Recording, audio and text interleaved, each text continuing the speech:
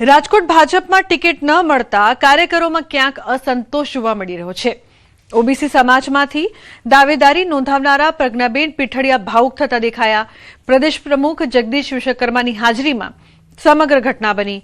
Ticket ન મળતા તેઓ રડી પડ્યા અને સભા સ્થળ છોડીને ચાલતી પકડી। ધારાસભ્ય દર્શિતાબેને મામલો થાળે પાડવાનો પ્રયાસ કર્યો હતો, જો કે પ્રજ્ઞાબેનના આંસુ રોકી શક્યા ન હતા।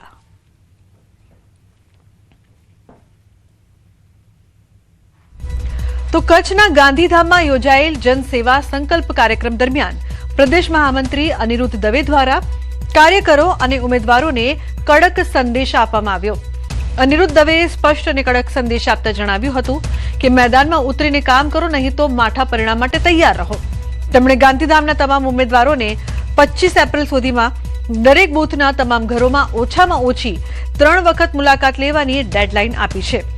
આ સાથે જ તેમણે તાકીદ કરી છે કે બોર્ડના ચારેય ઉમેદવારોએ એક સાથે પ્રચારમાં નીકળવું પડશે અને જો કોઈ એકલ દોકલ ચાલશે તો તેને ગંભીરતાથી લેવામાં આવશે। વધુમાં ટિકિટ વંચિત રહેલા સક્ષમ દાવેદારોનો ઉલ્લેખ કરી તેમણે સલાહ આપી હતી કે જેમને ટિકિટ નથી મળી તેમના ઘરે જઈ ચા પીજો અને તેમના અનુભવનો લાભ લેજો।